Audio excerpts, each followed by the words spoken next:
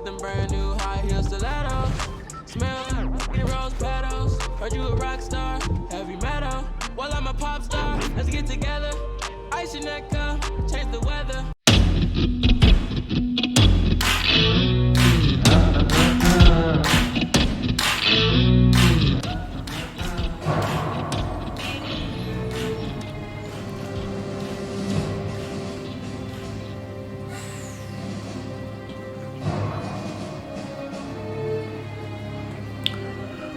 Good morning, everybody. How's everybody doing today? Welcome back to another episode of the Mind of Mando. I'm your host, Armando Ortega, and you are watching another episode of the Mind of Mando. I think I already said that twice. I don't know, I keep forgetting. In the background, why is it so serious? Why is it so like, we're about to go into war? It's because I'm playing the first Gears of War soundtrack.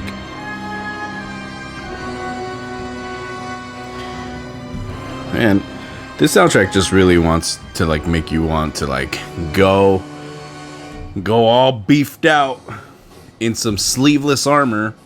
I mean, even not modern day armors are sleeveless. That's why they're called vests. But it's just like, you seen the characters? Even the women, they're all beefy. I'm like, holy crap. It's like, no wonder the game doesn't make you jump or give you the ability to jump, because it's just like, there's absolutely no way for you to do so at all. You're just too huge. Like, not even lying. Like, all those guys look like, so if they were fighters, like in sports, they'd all be classified as either heavyweight or super heavyweight. If they were all like playing professional football, or in that universe thrash ball, they'd all be defense all the time. They're just massive. They're massive people. I mean, like, even when they're not wearing any of their uniforms or their armor or anything like that, they're still just naturally massive people. They're like power lifters, but with the aesthetics of bodybuilders. It's insane, you know? But it's just, it makes sense that they can't jump if you played any of the games or anything. But the music is still intense. The game is manly as all hell. And they have the locusts. The locusts are sweet locusts, not the real insect in real life, but the actual, like, you know, I guess you could call them, like, you know, dwellers of the underground or whatever. But they're sick. Those locusts are literally the beefiest villains you'd fight also. And it's strange how they can do that. It's strange how there's various, like, locusts, like, subspecies, I guess you could say. Or, like, the locusts are basically, like, how do you call it? How insect colonies are in real life, you know? Most notably, the bees and the ants. You know how both serve a queen, you know? The queen is the one who lays the eggs, or the pupas, or whatever they're called for their world. And each one of those serves different purposes. Like, for the ants, you have those who go out there and search for things to bring back to the ant colony, to the hill, so they can continue feeding. Then you have other ants whose sole purpose is to fight any intruders, any invaders, you know, protect the queen. Then you have the others who are meant to, like, take care of the little pupas and everything, so they can grow and be the newer generation of the ant colony. And then you have the queen, the one who is in charge of every single one of them. There's even this species of ant that will literally have one ant that has this flat head, just a flat head. And the sole purpose for that ant's flat head is to close the entrance to the anthill. That was it. It's a door. They have an ant specifically to be a door. It's strange. 1 second.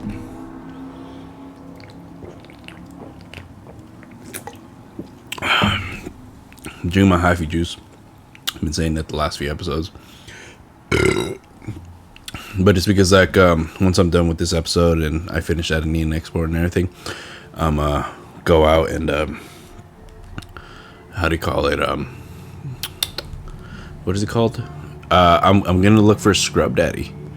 I've been seeing them a lot and everything, but despite from what I'm hearing is after a few months they like, you know, kind of degrade and everything. It's like that's to be expected. All these other sponges and everything like that, if you're keeping the sponges more than just a few months or anything like that, it's like you're washing it with some bacteria driven sponges. The Scrub Daddy looks sick. It looks, oh, man, dude. I remember I saw Scrub Daddies at this what is it? The Smart and Final. Like I would say 1, 2, 3 blocks from my house. So I'm gonna go check in there. If not, I'm gonna go check Albertsons because I really want a Scrub Daddy. And then like more creamer for my coffee, more cat food, etc., etc. What was I saying? Oh yeah, Gears of War. I started playing Gears 5 again, you know, and it's fun. My buddy, the one who moved to Wyoming, he's whack as hell. But he says he hates Gears of War and everything. He's like, oh, people just bunny hop with the shotgun, and then it's just like, no, I get it. That's a legit criticism and everything. But I mean, bunny hopping with a shotgun has been fixed.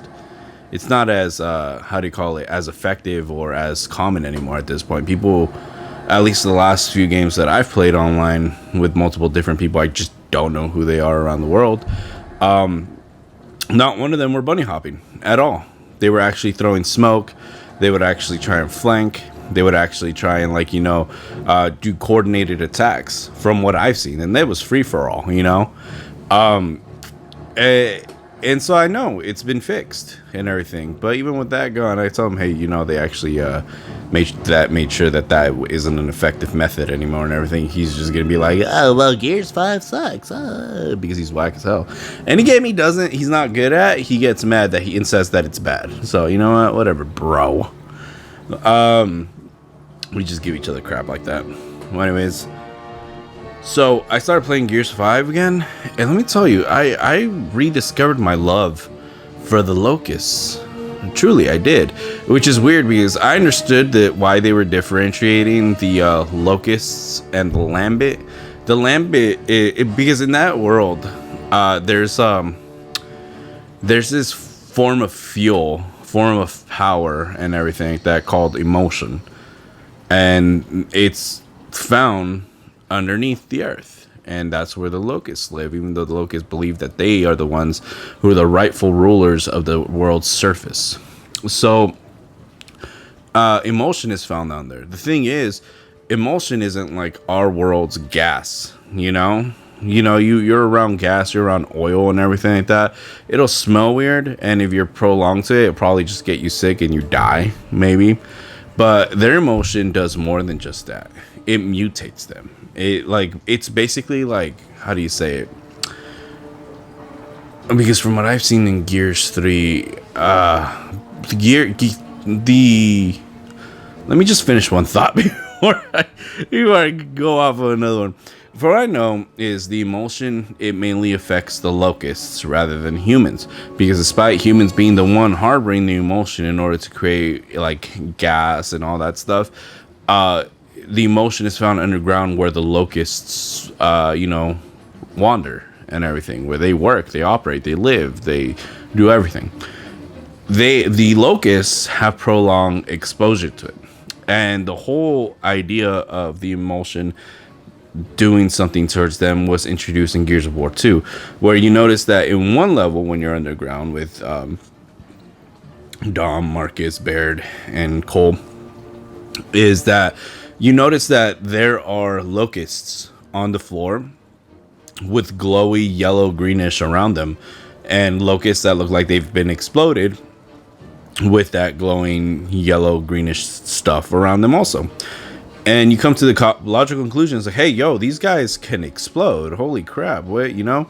And there's this one scene where you see locusts shooting at other locusts, but the other locusts that they're shooting at are like kind of glowing, but they still look like locusts. And Dom goes, locusts fighting locusts? What's going on, you know? And then throughout the entire Entire time you're there in their lairs and everything underground, you're hearing Queen Myra, is that her name? Just not only talking about the cog or anything, but they're or the humans, but she's also talking about the lambent infection, the infestation, and everything like that, or the plague. And you're wondering what is going on, you know? Well, towards the end, they make it apparent that there's the emotion has turned some locusts into something different. Basically, like, you know how, like in zombie movies, you know how when humans get bitten and then they die and then come back as a zombie, you don't declare them human anymore. They're not, you know, they're now zombies. But it's somewhat the same way with the locusts. Instead of killing them completely, they just slowly start kind of changing. And Gears of War 2 showed like the beginning stages of that. You know, they still look like they usually do, but they're just glowing this time. Gears of War 3 is different. Gears of War 3, your main enemy is the Lambent, because that's now their name, their official name. They're not locusts. The ones who are infected from emulsion and go through all those changes are now considered Lambent. And the thing is, Gears of War 3 did an incredible job to show how different the Lambent are. Remember, these are all locusts, or at least they started off as locusts, but because prolonged exposure to the emulsion, they were infected with it and they got so many physical changes. You have they don't look like locusts anymore. Like, they're just mutated. There's the word, mutated, and just completely different. Like the way they fight, the abilities that they have, and the way they look. And so that was the whole thing. Here's the thing: after Gears 3, the Gears franchise went on hiatus for a bit, and then they came back with Gears of War 4. Penny, what are you doing, baby girl? Penny does this thing where if she wants to be on you, she will find a way to be on you. You know, she'll step on your stuff if she has to. But yeah. So I left my window open. Sorry if you hear the trolley in the background right now. So Gears of War 4 came back, and I thought it was gonna be bad, not because they no longer gave us the iconic characters from 1 through 3, but because the beginning was actually kind of boring. You know, I get it. They were gone for years, and they had to introduce new stuff for a new story and everything. But what confused me was, or what made me think it was boring, was that in the beginning, you did nothing but fight robots. That's it. You fought robots. You fought drones. And that's what you did for the beginning. And I was like, this is the entire game? I'm not fighting locusts. I'm not fighting Lambent. I'm fighting robots. Well, that sucks, you know? Because it's like, robots are just robots. They can't do anything independent. You know, they have a programming. The programming is to kill anybody against the cog, you know? Well, anyways, later on, spoilers if you haven't played Gears 4. Later on, they started noticing that weird stuff, weird animals were coming out and everything. And one of them was they noticed these crystals everywhere, just these crystallizations. And it's like, whoa, what is this? Never seen this before, yada yada. And in one of the egg sacs, I believe, out came what looked like a very naked, very smooth locusts. And they're like, what? Locusts? But no, they're not locusts anymore. They're called Swarm. So you have all these these new villains who look exactly like the locusts, except, you know, lighter in color and more smooth, but they're considered the Swarm, and they have crystals on them. I forget to mention that. Another way you can distinguish them is if they have crystals on either their armor, their weapons, or on their body. That's the Swarm that look exactly like the locusts. And it's just like, oh man, you know, it's not, you know, the Brumak from Gears of War 1 and 2. It's not a Brumak anymore. It's a Swarmak. It's weird, you know. Either way, I love the Brumaks. They're great, and the Corpsers. I think they're tied. I think I might prefer the Corpsers, to be honest. So yeah, But Gears 5 actually, I ended up kind of enjoying the end of Gears 4, but Gears 5 I actually did really enjoy it too, because they try and like, they try to make it seem open world in Gears of War 5, not just linear.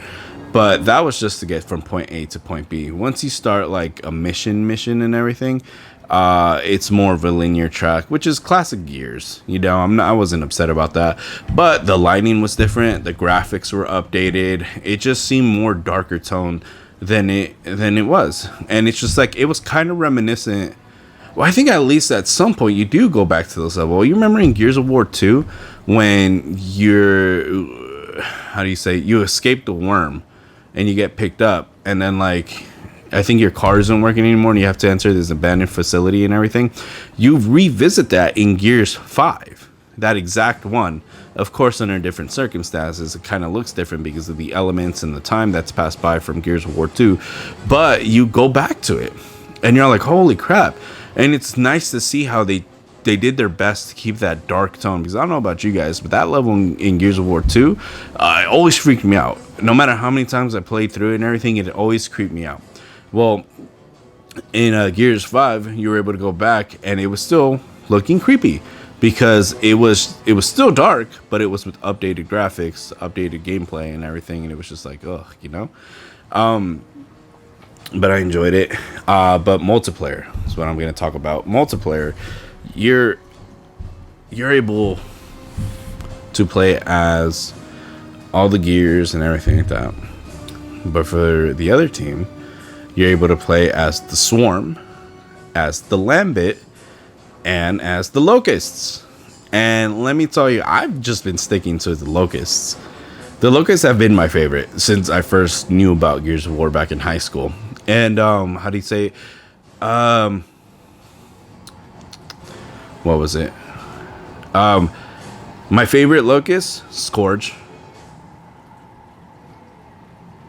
Scourge is my favorite by far. Not Rom. Rom is cool, but not Rom. Scourge. He's so cool. I don't know, and he like has those things on his helmet that look like jets too, just like the Predator. I don't know, maybe there's a connection there. I really don't know. But Scourge has looked hella sick since I saw him. I think it's because he's a more upgraded, more deadlier, more unique version of the Cantus. And the Cantus are my favorite locusts out of the normal ones. But Scourge by far. I've got Scourge. I got all his alternate looks and everything. Scourge is my number one. I was like, I always play as Scourge. I will never play as anybody else, not for the foreseeable future. Hell, I even want a tattoo of Scourge. Hold on. Oh, man. So yeah. Excuse me. My lady just messaged me. Let me see what she wants. She's gonna be like, babe, I'm coming home. Getting some. Oh. I'm not listening to.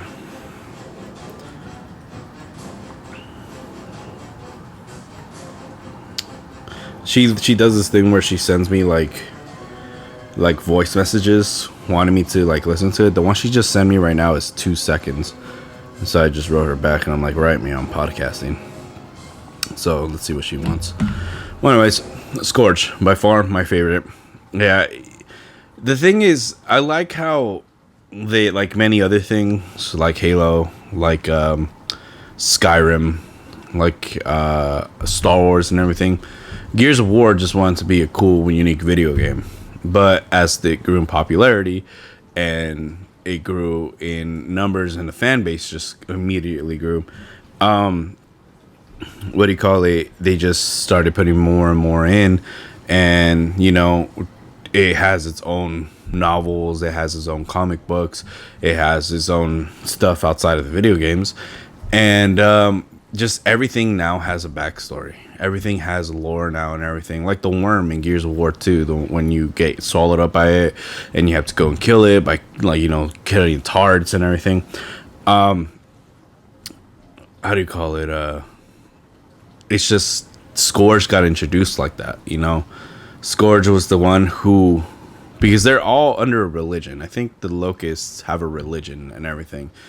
And they refer to the Cantus as priests, but Scourge is the priest for the Rift Worm, if I'm correct in naming that, which he prays to, which he summons from, and everything to help them out and kill the surface dwellers, aka the humans, aka the cog, and everything. Well, that's my whole thing. I'm back in Gears of War, playing the games and everything, and they're fun. If you guys haven't played it, I like, honestly, it's not gonna be, how do you say it? It's not gonna be your typical FPS. It's not gonna be any of that. This is the game that really made Snap to Cover popular in a third-person shooter. It's just a different feel from other shooters. I know a lot of people, they're used to, let's say Battlefield and Call of Duty. People are so used to only playing Call of Duty and everything that when you hop into Battlefield, despite being another first-person shooter, it feels different. It looks different. It moves different. It just does everything differently. And there are people who just been raised on Call of Duty who absolutely do not like it at all. Excuse me. They don't like it. It's different. And they don't like different. Screw it. And they're not going to play it. Battlefield is bad. That's how they'll write it off. So vice versa. You have people who have been into Battlefield since day one, and all they played was Battlefield, and they just want to play Battlefield. And then when they try Call of Duty, they're like, this is easy, this is simple, they're like, everything's dumbed down, Call of Duty's bad, it sucks, yada yada. But they're both really good games, and they both have some really bad games and everything. Like Battlefield 2042 or 2052, one of those. That game is getting tanked. It's been ripped to shreds like crazy already. Me personally, Battlefield 4 it's been revered now as a classic. Battlefield 1, I'm not talking about the first Battlefield, but I'm talking about Battlefield 1, the one that came out right before Battlefield 5, that takes place in World War 1. That one is my personal favorite. I've spent hours playing that Battlefield. I will still continue playing that Battlefield. It is my favorite. It's my dishwasher in the back again. Oh, she never messaged me back. Oh well. So that's the same thing with Gears of War and people who are really into first-person shooters. Not everything's gonna be for everyone, but writing it off as a bad game simply because you're just not used to it, or in some cases just not good at it and everything. It doesn't mean it's a bad game. It just means get good, really. And I don't know. I just like how it plays. Like, it's heavy. It's not like sprint, just hop over everything, run. No, just do all these 360 no scopes and everything. It's not like that at all. It's more of your beefy characters. You're gonna be slower, but you're tanks. This is more of a game that, it's a shooter, but it's also something you want to not kill people, but you want to take them down first, because that way you can run up to them and do some sweet ass executions. It's more visually graphic, more visually gory, and it's supposed to play as something that you feel when the punishment gets to you. So that's the whole thing about Gears of War and everything. I know the last few episodes have been going on and on about the Predator and everything, and I still like the Predator. I want a Predator tattoo, actually, somewhere. Gotta decide where. But anyways, I had this topic in my mind for about 2 weeks already, 2-3 weeks. But it's something that it keeps coming back to my mind over and over again because of how often it happens, especially if you're someone who skates and everything. Like, scooter is one thing, biking is another thing, running is another thing. But personally, from what I observed, it's nothing like people who ride skateboards. And that's about owners out walking the sidewalk and everything with their dog. I understand dogs need exercise. Dogs need to be taken out for a walk. They're not like cats. Cats are completely fine being where they're at. But they're not like cats, because unlike dogs, cats are completely fine. I think I just said that. I keep forgetting. So dogs are different. Dogs are animals who need to be outside, need to have exercise. You'll have those couples that are just fine, just whatever. But dogs are generally more active. They have more energy that they need to burn more often. So what had happened was a couple of times, and this is experiences spanning from years of skating. Basically, sometimes I skated on the sidewalk, but sometimes I would skate on the road, you know? And I figured the road would be easier because I'm not near an owner and their dog, and I'm on the road. So I know a lot of people who are on sidewalks who walk their dogs or walking by themselves. They're all like, oh, you're not supposed to be skating on the sidewalk. And I completely understand. But at the same time, it's like sometimes you can't help but to skate on the sidewalk because either traffic is too heavy or the roads are just too crappy and everything. It's like, look, it's going to be faster for me to just pass everything by in the sidewalk. I'm not going to hit you, you know? What do you call it? So I remember there was this one time I got off of work, and this is back home when I was in SF. I think I was only like 19 years old at that point, or 20, one of those. I got off of work and I was coming home, and I always have this route to take to and from work. So I was skating back home, and it wasn't any crowded roads, any crowded sidewalks or anything. It was kind of like the back streets and everything. So I was skating on the opposite side of the road. And while I was skating, listening to my music from my iPod, yes, back when iPods were still relevant and wired headphones were still the norm, I was skating home and I was minding my own business. I'm on the lookout for cars, but I'm not on the lookout for dogs. So when I turned immediately to my left, all I saw was this huge dog that was straight beelining towards me, and it was there. It wanted to get to me and everything. And I love dogs, so I don't try and exaggerate what a dog's intention was, but that dog's intention was, I'm gonna get you. So I see it and I jump off. And when I jump off, I roll forward, I reach in my pocket, and I take out my knife because I don't know what this dog's gonna do ultimately, because it gets distracted by my board going the opposite way. And then it looks at me, and all of a sudden the owner comes out, stop, and everything. And she runs, grabs her dog by the leash, and starts pulling it back and everything. And I'm like there out with my knife, like, oh, I'm about to do what I need to do. She's like, I'm so sorry, this and that. Another experience.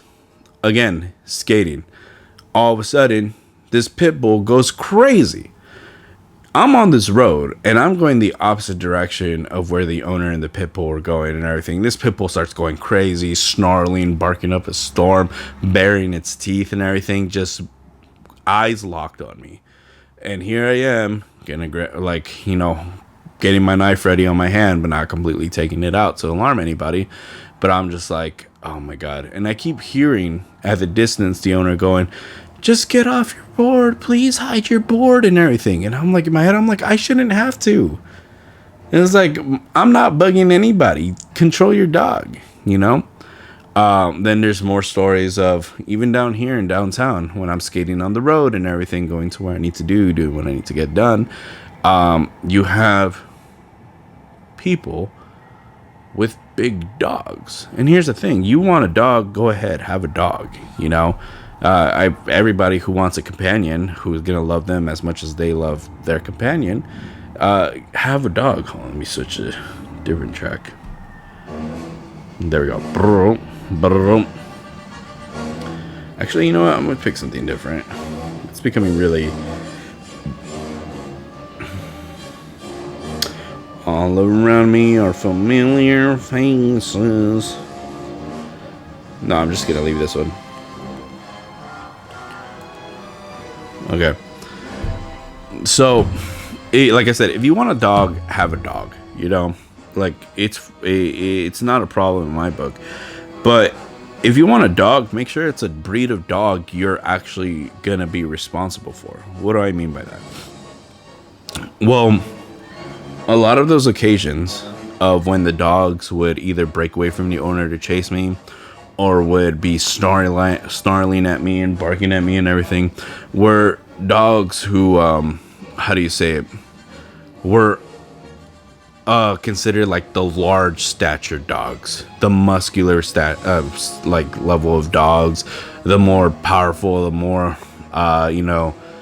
aggressive driven and everything, and their owners were petite, old, frail, or just downright not strong enough owners, whether male or female.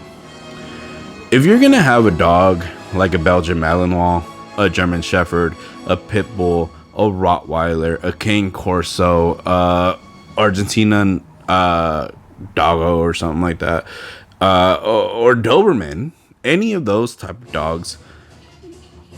Ooh, what the hell? Listen to this. Oh no. Right here. Oh, god damn it.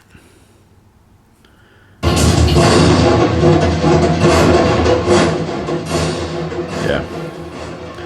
If you're gonna have any of those large dogs or anything like that, you gotta know that you need to be in control at all times. You need to be the one in charge. And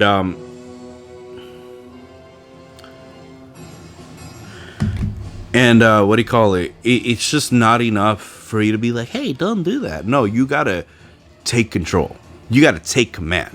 You have to show your dog that you are the one calling the shots, that you are the one that they need permission in order to do something. And if you don't allow them to do something, then they don't do it. And a lot of the people, they want a dog just because, oh my God, my neighbor had one or my family used to have one and everything. And that's about it. But they don't take in consideration that these dogs, if you're not well equipped, if you're not the one that knows how to train them, or they don't listen to you because they flat out don't see you as somebody dominant over them and somebody who is the one calling the shots, they will not do what you want them to do. Believe me, I worked with dogs. I was in the canine with my other job and everything. We had two German Shepherd, well, one purebred German Shepherd, one German Shepherd Akita mix, but they were both trained to detect drugs, narcotics, alcohol, become defensive, and bite training. That's what it was. You needed to have a firm hand with them. And you needed to know how to train them. And I'm glad I got that experience. But a lot of people here don't have that. The dog who ran after me after breaking off from its owner's hand and everything like that, it was relatively not large. Not how do you call it, Cane Corso large, but like the Argentinian Doggo large. The other one, when the owner was yelling at me to like be like, oh, please get off your board, even though I was going away already. Yeah, that dog was a pit bull, like a full grown muscular pit bull. That thing hunted rabbits. That's how it got its protein and its energy out. It's just like, don't get those dogs. Really. And if you do, have somebody else train them. Have somebody else take care of them. Because obviously you're not the one fit for that role. Absolutely not. Just the other day, I saw somebody walking a fully grown, full size, actually abnormally large Doberman, and she was just 5'4", and that dog was pulling her, and she was like, "Oh my God, and it's like, no, why?" She was like, "Stop, no." It was like, no, grab that leash, yank on it, and be like, no, and have your dog and you realize that you are serious. You mean business. Other than that, it's don't get those dogs. There are countless videos online that show that dogs like, oh well, they like seeing skateboards. They get playful and everything. You can train them to leave it. One of the commands for both of the canines I trained with and worked with was leave it. They saw a scooter passing by, leave it. Skateboard, leave it. Bike, leave it. You saw someone running, leave it. And they would just lock eyes with me, and they will stay focused with me until that thing went by, whatever they was gonna get them excited. You can train them to leave whatever you don't want them to go after. But people don't want to put that effort in. People think that they could just get a dog and all it will take is for them to walk around outside, take them to a dog park once in a while, and that's it. They think it's just a cute little fabulous things. Like these, you got to realize, you think these dogs came naturally, all these dogs are descended from wolves, right? There's very little percentage separating them from wolves. And I'm like, no matter what, that instinct is going to be somewhere in there. I mean, I read somewhere that dogs love chew toys because it reminds them of killing something. The sound of it squealing. But it's like nobody realizes that. Well, not nobody, but not everybody realizes that. And like, it may sound messed up, but from my experience, the only people who don't realize that big dogs need more than just a walk around the block and the dog park are people who grew up in a very sheltered, very well taken care of lifestyle. I mean, there's a lot of huge dogs in my apartment complex right now, and my apartment complex is pretty big. And I see their owners, and I'm just like, you shouldn't have this dog. You really should not. You can't control it. It's like if that elevator door opens all the time and the first thing you have to do is catch your footing because your dog is pulling you outside, you don't deserve that dog. That dog on its hind legs will tower over you. You really don't need to be walking that dog. But people don't realize that. People don't want to see it. And that's the bad part about it. It's just, get a Chihuahua. Oh, those little things bite too. Yeah, they'll bite also. I understand that, and they're annoying and they shake all the time. But would you rather your Chihuahua nibble at somebody? Or your big ass Doberman just crunch somebody's arm? Do you think people are going to be like, oh, put that Chihuahua down? Or it's like, oh, that Doberman really wants to bite people. Better put that dog down. There's differences. There is. So it's like, you really got to be able to work with your dogs. If you're not an athletic person, if you're not somebody who loves being outdoors, maybe don't get a Belgian Malinois. If you're somebody who lives in a cooped up apartment and works all the time and just wants to come home and relax, maybe don't get a dog that's meant to have a lot of exercise. If you're somebody who's like super timid and super like, oh, I don't really want to bother anybody, I really don't want to hurt my dog, this and that, maybe don't get a dog whose aggression levels are higher than your average dog. It's just in all this thoughts is stemming from the fact that I just want to go out there and skate without seeing a dog and seeing that the owner has barely any control over it, So it's just my ideas and thought process and everything. It's just like, control your dog. It's embarrassing, have that firm hand. A lot of people are like, I don't want to hurt my dog. I'm not saying beat it. I'm not saying just torture it, make it starve, make it like dehydrate or anything like that. I'm not saying any of that. What I'm saying is this.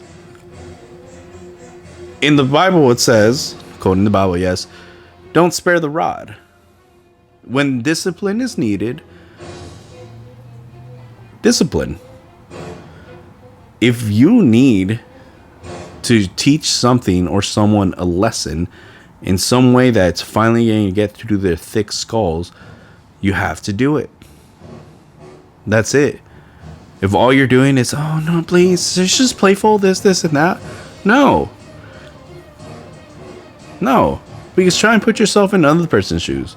Let's say you're going out there for a walk and somebody else, half the size of their dog, less than a quarter of their strength of their dog, is walking a dog, and that dog sees you and starts running after you and then bites you, all because the owner couldn't keep control. Are you going to blame the dog, or are you going to blame the owner? You're going to blame the owner. Hey, why don't you get a better hold of your dog? Why don't you control your dog? This and that. So if it's now coming up to you and everything, if you're the one who fits that bill and everything, how about work on it? Or how about find that dog a better home, a home that's actually going to be able to take care of it the way it's supposed to, and get yourself something like, I don't know, a Yorkie. Yorkies aren't dangerous, or get yourself a cat. I love my cats. They're beautiful and everything. But it's, that's better suited for you. Hi, Penny. She's back. I have 3 cats around me right now. The other 2 are sleeping on the bed. They're super adorable. I don't know. I think they just like hearing my voice. They think my voice is therapeutic because they always put on music. Doesn't even matter what music it is. And I start speaking, they immediately just want to be around me. I love you, Penny. She's sitting on my lap right now. If she were to meow, you'd be able to hear her. But yeah. That's just though my whole thing about dogs. I love dogs. And yes, I feel like if you're somebody who wants a dog, just be sure to know that if you'll be able to take care of it. If you're capable of making sure it's properly fed, properly exercised, to walk, and you actually can maintain control no matter what. One of my former dogs, Tuco, he was former military. The aggression, the defensive-ness was just bred into him. People would be scared to get near him because he would just immediately, if he didn't know you, he was immediately on the defense, and he was on to protect whoever he was around. But if I told him to stop, he stopped. That's how you take control of things. That's how it's supposed to be. But yeah. Penny, no, stop. Well, that's my 2 cents on the subject. But Gears of War. Play Gears of War. This, you hear this? The iconic sound. Love you, Penny. You're my girl. Well, anyways, that's about it. That's gonna do it for another episode of The Mind of Mando. Thank you all very much for tuning in to another episode. I've been your host, Armando Ortega, and I hope you guys have a wonderful rest of your day. See ya.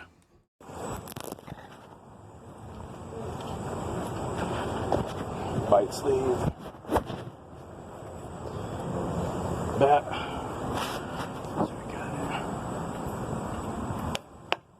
it. Ready? Yeah. I'm gonna beat your ass, beat your dog's ass, I'll beat everyone, I'll beat that dog's ass, I don't give a fuck you. You ain't shit. Wanna try some shit? Then fuck you. Alright, chill out. I mean, fuck you. I'll beat the fuck out you. Fuck you, bitch. Fuck you. Oh, shit. Good boy. Get Oh, some. shit. Oh, shit. Fuck you. Fuck you. Alright, I'm done. Out. Yes. Good boy. It was good. That one, he got me like right here. That was good. Good boy.